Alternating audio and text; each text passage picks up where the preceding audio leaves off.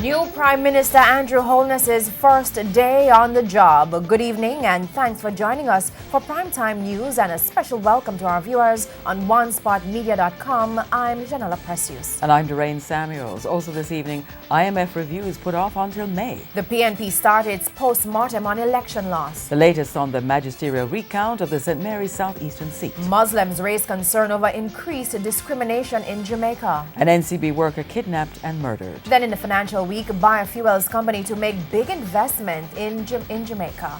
There's also sports commentary, E-Prime and weather in this newscast. But before the break, the feedback question.